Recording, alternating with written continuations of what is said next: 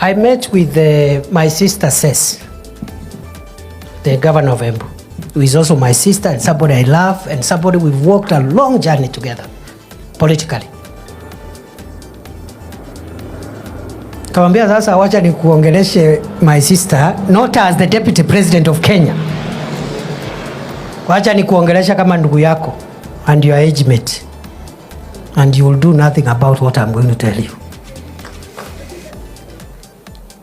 Amuliza Governor, how is it possible? You're the national chairman of UDA.